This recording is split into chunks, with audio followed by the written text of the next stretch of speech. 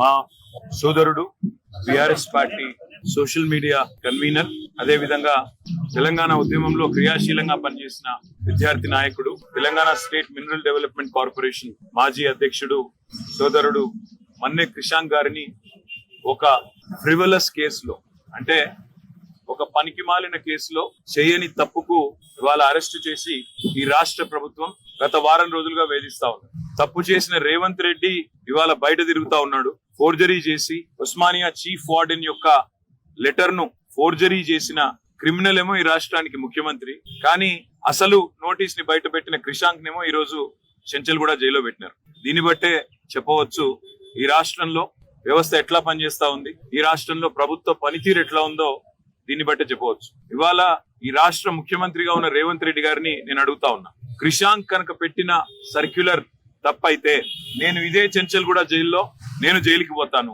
ఒకవేళ నువ్వు పెట్టిన సర్క్యులర్ ఫేక్ అని మేము రుజువు చేస్తే నువ్వు జైల్లో కూర్చుంటావా అని చెప్పి నేను రేవంత్ రెడ్డిని అడుగుతా ఉన్నా. సిగ్గు లేకుండా చేసింది ఒక వెధవ పని, మళ్ళా మీదుగా ఇవాళ మా సోదరుణ్ణి జైల్లో పెట్టి ఈ రకంగా ఇబ్బంది పెట్టడం, ఈ రకంగా కావాలని ప్రభుత్వంలో ఉన్నానని చెప్పి అధికార మదంతో అధికార యంత్రాంగాన్ని అడ్డం పెట్టుకునేదైతే చిల్లర రాజకీయం చేస్తున్నాడు రేవంత్ రెడ్డి. తప్పకుండా ప్రతిదానికి కూడా బదులు చెప్పే టైం వస్తుంది, ప్రతిదానికి కూడా మిత్తితో సహా చెల్లించే టైం కూడా వస్తుంది.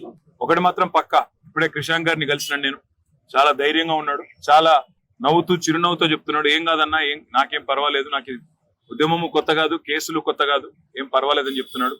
చేయని తప్పుకు ఇవాళ వారం రోజులు జైల్లో ఉన్నా ఆయనలో ధైర్యం మాత్రం సడలేదు.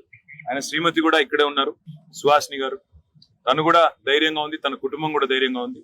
నేను ఈ ప్రభుత్వాన్ని నేను డిమాండ్ చేస్తా ఉన్నా, చేసిన వెధవ పనికి ఇప్పటికైనా క్షమాపణ చెప్పి వెంటనే క్రిషాంక్ ని విడుదల చేయండి. లేదా నిజంగానే రేవంత్ రెడ్డి నీకు దమ్ముంటే నువ్వు ముందుకు రా, ఎక్స్పర్ట్స్ ముందు పెట్టు, నువ్వు పెట్టిన సర్క్యులర్ పెట్టు, క్రిషాంక్ పెట్టిన సర్క్యులర్ పెడదాం, ఏది ఒరిజినల్ తెలుద్దాం, ఏది డూప్లికేట్, ఏది ఫోర్జరీ తెలుద్దాం. ఆ తర్వాత ఎవరు చెంచల్గూడలో కూర్చోవాలో కూడా తెలుద్దామని చెప్పి కూడా నేను రాష్ట్ర ముఖ్యమంత్రిని, ఈ రాష్ట్ర ప్రభుత్వాన్ని డిమాండ్ చేస్తా ఉన్నా. ఇకనైనా బుద్ధి తెచ్చుకొని, ఇకనైనా సిగ్గు తెచ్చుకొని, చేసిన తప్పును సరిదిద్దుకుని మరి వెంటనే క్రిషాంక్ విడుదల చేయాలని చెప్పి కూడా నేను డిమాండ్ చేస్తాను.